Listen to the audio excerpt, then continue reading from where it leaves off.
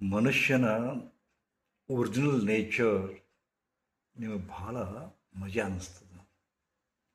ಪ್ರತಿಯೊಬ್ಬರು ಬರ್ತಾರೆ, ಸ್ವರ್ಗವನ್ನು ಬಯಸ್ತಾರೆ, ಸ್ವರ್ಗ ಸದೃಶ ಜೀವನವನ್ನು ಬಯಸ್ತಾರೆ.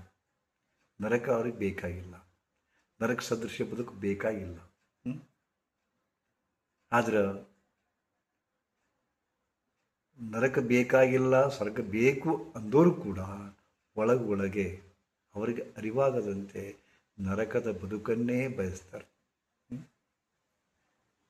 ನಿಮಗೆ ಹೇಳಬೇಕಂದ್ರೆ ನಮ್ಮ ಆಶ್ರಮಕ್ಕೆ ಎಷ್ಟೋ ಜನ ಬರ್ತಾರೆ. ಏನೋ ಭಗವಂತನ ದಯೆ, ಯಾವ ಜನ್ಮದ ಪುಣ್ಯವೋ ಏನೋ ಭಗವಂತ ಒಂದು ಅದ್ಭುತವಾದ ಪರಿಸರ ಹೊಂದಿದಂಥ ಒಂದು ಹಸಿರು ಪ್ರದೇಶವಾದಂಥ ಸ್ವರ್ಗ ಸದೃಶ ಆಶ್ರಮವನ್ನು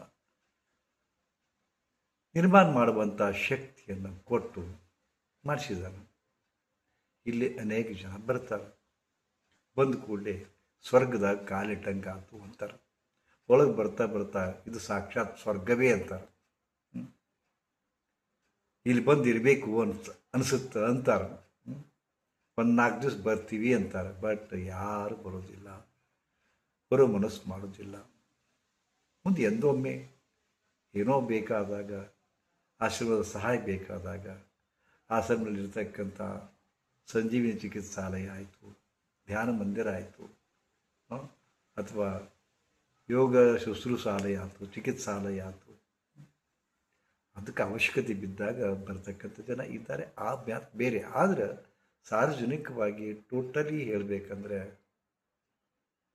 ಸ್ವರ್ಗ ಸದೃಶ ವಾತಾವರಣದ ಸ್ವರ್ಗವೇ ಅದು, ಸ್ವರ್ಗದಾಗ ಕಾಲಿಟ್ಟಂಗಾತು ಅಂತಕ್ಕಂಥ ಹೇಳುವಂಥ ಎಲ್ಲ ಜನರು ಬರ್ರಿಯಪ್ಪ ಅಂದ್ರೆ ಮುಂದೆ ಒಮ್ಮೆ ಬರುವುದಿಲ್ಲ. ಯಾಕಪ್ಪ ಅಂದ್ರೆ ಅವರಿಗೆ ಸ್ವರ್ಗ ಬೇಕು ಅಂತ ಬಾಯಿಲಿ ಅಂತಾರೆ ಕರೆ, ಆದ್ರೆ ನರಕದಲ್ಲೇ ಇರೋ ಮನಸ್ಸಿರ್ತದೆ ಅವ್ರಿಗೆ. ಎಷ್ಟೋ ಜನ ಬರ್ತಾರೆ, 4-5 ದಿನ ಇರ್ತಾರೆ. ಹೌದಾ? 4-5 ದಿನ ಇದ್ದು ಆನಂದ ಪಡ್ತಾರೆ. ಆಮೇಲೆ ಇನ್ನೊಂದು ದಿವಸ ಇರ್ರಿ ಅಂದರೆ ಇಲ್ರಿ ಹೋಗಬೇಕು ಅಂತಾರೆ. ಅಂದ್ರೆ ಮನೆ ಅನ್ನೊಂದು ನರಕ ಅಂತ ಅವರೇ ಹೇಳ್ತಾರೆ. ಮನೆ ಎಂಬ ನರಕದಿಂದ ನಾವು ಬಂದೀವಲ್ಲ, ಇಲ್ಲಿ ಭಾಳ ಆನಂದದೀವಿ ಅಂತಾರೆ. ಅದು ಎಷ್ಟು ದಿನ ಇರ್ಲಿಕ್ಕೆ ಶಕ್ಯದ ಅಂತಾರೆ ಬರ್ತಾರೆ. ಇದು ಏನು ಒಂದು ಡ್ಯುಯಾಲಿಟಿ ಅಂತಾರೆ, ಇದಕ್ಕೆ ದ್ವಂದ್ವ ಅಂತಾರೆ. ಅಲ್ಲೂ ಇರಲಾರರು, ಇಲ್ಲೂ ಇರಲಾರರು ಅಂತ. ಅಲ್ಲಿದ್ದಾಗ ಅದು ಬೇಸರ ಆಗುತ್ತೆ, ಇಲ್ಲೇ ಚಲೋ ಐತಪ್ಪ ಅಂದ್ರೆ ಇನ್ನೊಂದು ಶಿಶು ಇದೂ ಬೇಡ. ಅದಕ್ಕೆ ಸ್ವರ್ಗದಲ್ಲಿ ಇದ್ದಾಗೂ ಕೂಡ ನರಕದ ಜೀವನವನ್ನೇ ಅಪೇಕ್ಷಿಸಿ ಅದನ್ನೇ ಅಪೇಕ್ಷಿಸುತ್ತಾ ಇಲ್ಲಿ ಇರ್ತಾರೆ. ಅಂದರೆ ಸ್ವರ್ಗದಲ್ಲಿದ್ದು ನರಕವನ್ನು ಅಪೇಕ್ಷಿಸೋರು, ನರಕದ ಜೀವನವನ್ನು ಬಯಸೋರು ನಾವು ಆ್ಯಕ್ಚುಲಿ. ಸೊ ಇದಕ್ಕೆ ಏನು ಹೇಳಬೇಕು ಅಂತ, ಇದಕ್ಕೆ ಪೂರಕವಾಗಿ ಇನ್ನೂ ಒಂದು ವಿಷಯವನ್ನು ನಿಮ್ಮ ಮುಂದೆ ಹಂಚ್ಕೊಳ್ಳಿಕ್ಕೆ ಬಯಸ್ತೀನಿ. ಒಬ್ಬರು ದಂಪತಿಗಳು ಬಂದಿದ್ದರು.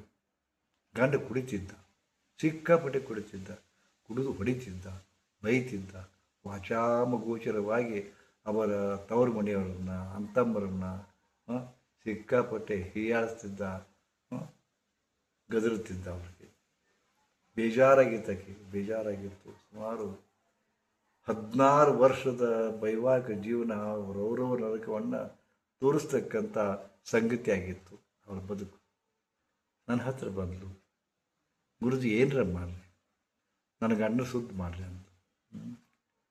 ಸುದ್ದಿ ಮಾಡೋದ್ರೆ ಹೆಂಗೆ, ಕುಡಿಯೋದು ಬಿಡಿಸ್ರಿ, ಅವ್ರನ್ನ ಕುಡಿ ಚೆಂದ ಇರೋದು ಮಾಡಿರಿ ಅಂತಂದು. ಆಯಿತು ಅಂದ್ಲಕ್ಕೆ. ನನಗೂ ಭಾಳ ಬೇಜಾರು ಅನ್ನಿಸ್ತು ಅವಳ ಮಾತು ಕೇಳಿ. ಆಯ್ತಪ್ಪ ಅಂದೆ. ಅವಳ ಗಂಡನಿಗೆ ಹೇಳಿದೆ, ಒಂದು ದಿನದ ಕ್ಯಾಂಪ್ ಇದೆ, ನಿನಗೆ ಬರಲಿಕ್ಕೆ ಆಗುತ್ತೇನೋ ಅಂದೆ. ಅಥವಾ ಒಂದು ದಿವಸ ತಾನೇ ಬರ್ತೀನಿ ಅಂತ. ಒಂದು ದಿವಸದ ಕ್ಯಾಂಪ್ ಆಯಿತು.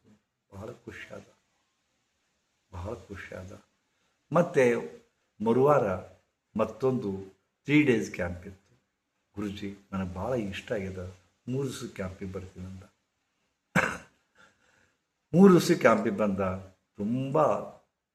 ತುಂಬ ಆನಂದದಿಂದ ಇದ್ದ.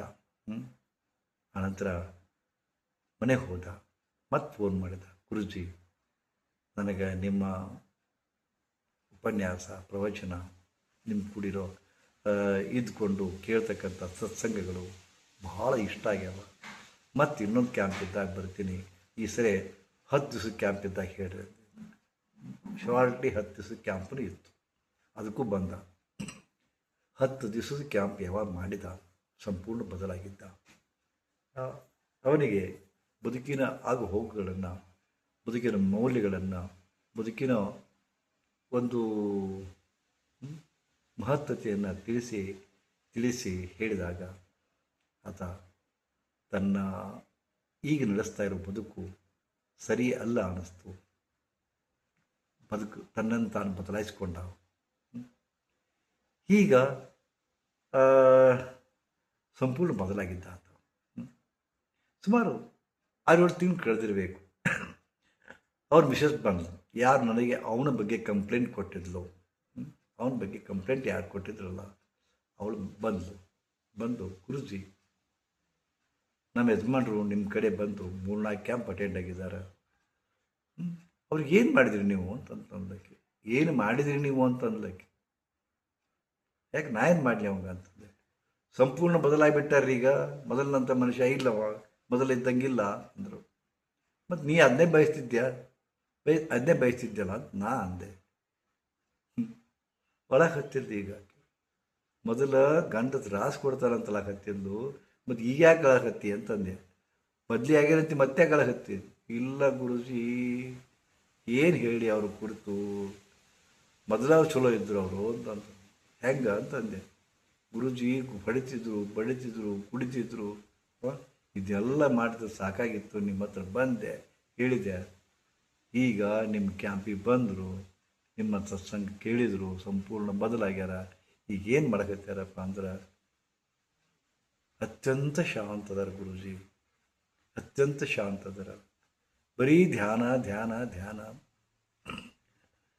ಸೌಮ್ಯ ಮಾತು ಗುರುಜಿ. ಒಮ್ಮೆ ಮಾತಾಡೋದು ಭಾಳ ಕಮ್ಮಿ ಆಗಿತ್ತು. ಅವರು ಬರೀ ಧ್ಯಾನ ಮಾಡ್ತಾರೆ, ಮತ್ತು ಎಲ್ಲರನ್ನೂ ಪ್ರೀತಿಯಿಂದ ನೋಡ್ತಾರೆ, ಹಚ್ಕೊತಾರೆ. ಅಲ್ಲೊಬ್ಬ ಇಲ್ಲೊಬ್ಬ ಕರ್ಕೊತಾರೆ. ಮತ್ತು ಏನು ಕಮ್ಮಿ ಆಯ್ತು ನನಗೆ ಅಂತಂದೆ. ಆದರೂ ಬಿಡ್ರಿ, ಏನೋ ಗುರುಜಿ ಏನೋ ಕಳ್ಕೊಂಡು ನನಸಾಗತ್ತೆ ನನಗೆ ಅಂತಂದೆ. ಎಂಥ ಹುಚ್ಚದೆ ಏನು ಕಳ್ಕೊಂಡು ಅಂತಂದೆ. ಇಲ್ಲ ಗುರುಜಿ, ಅವರು ಮೊದಲು ನನಗೂ ಲೇಟಾಗಿ ಬರ್ತಿದ್ರು, ಖರೆ ಬಂದು ಕೂಡ ಬಡಿತಿದ್ರು. ಇಷ್ಟೆಲ್ಲ ಮಾಡಿದ ಸಹಿತ ರಾತ್ರಿ ನನಗೆ ಭಾಳ ಪ್ರೀತಿ ಕೊಡ್ತಿದ್ರು ಗುರುಜಿ. ರಾತ್ರಿ ಸಂಘ ಸುಖ ಕೊಡ್ತಿದ್ರು. ಈಗ ಅದು ಇಲ್ಲೇ ಇಲ್ಲ ಗುರುಜಿ. ಅದ್ರಾಗ ಇಂಟ್ರೆಸ್ಟ್ ಕಳ್ಕೊಂಡ್ಬಿಟ್ಟಾರ.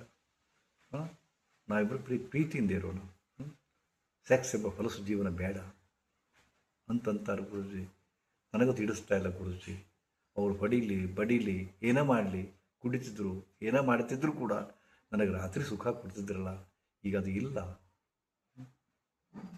ಅಗ್ರೆಸಿವ್ ಇದ್ದರು, ಬೈತಿದ್ರು, ಚೂಡ್ತಿದ್ರು, ಸಿಗರೇಟ್ ಸುಡ್ತಿದ್ರು. ಅದಾಗ್ಯೂ ಏನೋ ಒಂದು ಹಿತ ಅನ್ನಿಸ್ತಿತ್ತು. ಅದೆಲ್ಲ ಮೀರಿ ರಾತ್ರಿಯ ಸುಖ ನನಗೆ ಹಿಡಿಸ್ತಿತ್ತು. ಈಗ ಅದೆಲ್ಲ ಕಳ್ಕೊಂಡೀನಿ. ಬಡಿದಿಲ್ಲ, ಶಾಂತ ಕೂಡ್ತಾನೆ ಮನುಷ್ಯ. ಏನಾಗಿದೆ ಇವನಿಗೆ ಅಂತ ಅನ್ನಿಸ್ತದ ಅಂತ ಒಳಗೆ ಹತ್ತಿದ್ಲು. ನನಗನ್ನಿಸ್ತು, ಎಂಥ ಜೀವನ ಮನುಷ್ಯನದು. ಏನು ಬಯಸ್ತಾನ, ಅದು ಸಿಕ್ಕರೂ ಕೂಡ ಸಂತೋಷದಿಂದ ಇರಲಿಕ್ಕೆ ಆಗ್ತಾ ಇಲ್ಲ ಅಂತ.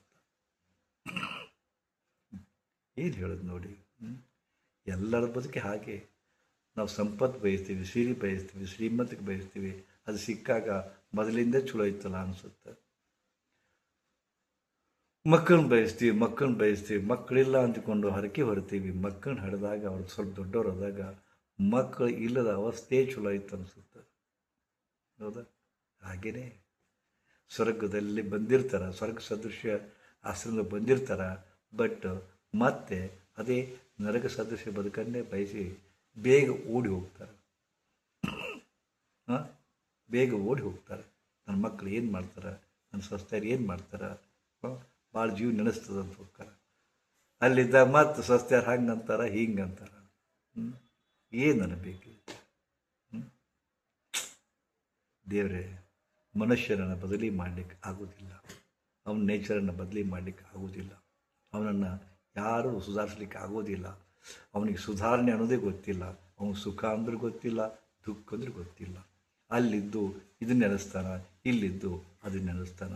ಇಂಥವ್ರಿಗೆ ಹೇಳೋದು ಭಾಳ ಕಠಿಣದ ಅನಿಸುತ್ತೆ. ಇದನ್ನೆಲ್ಲ ಹೇಳಿದ್ನೆಲ್ಲ, ನೀವು ಎಂಥವ್ರದಿರಿ? ನೀವು ಎಂಥವ್ರದಿರಿ? ನೀವು ಪ್ರಶ್ನೆ ಹಾಕ್ಕೊಳ್ಳಿ. ಆ್ಯಕ್ಚುಲಿ ಸರಿಯಾದ ಬದುಕು ಅಂದ್ರೆ ಏನು, ಸರಿಯಾದ ಜೀವನ ಅಂದ್ರೆ ಏನು, ಸರಿಯಾದ ಸುಖ ಅಂದ್ರೆ ಏನು ಅನ್ನೋದು ನಮ್ಮ ಭ್ರಮ ಆಗಿದೆ. ನಮಗೆ ಸುಖದ ವ್ಯಾಖ್ಯಾನ ಗೊತ್ತಿಲ್ಲ, ನಮಗೆ ಆನಂದದ ವ್ಯಾಖ್ಯಾನ ಗೊತ್ತಿಲ್ಲ, ಸುಖಿ ಬದುಕಿನ ವ್ಯಾಖ್ಯಾನ ಗೊತ್ತಿಲ್ಲ ಅಂದಾಗ ನಾವು ಎಂಥ ಜೀವನ ಮಾಡಬೇಕು ಹೇಳಿ? ಸೊ ಸ್ವರ್ಗದಲ್ಲಿದ್ದು ನರಕವನ್ನು ನೆನೆಸುವ ಮಂದಿಗೆ ಏನು ಹೇಳೋದು? ಶಿವ ಶಿವ.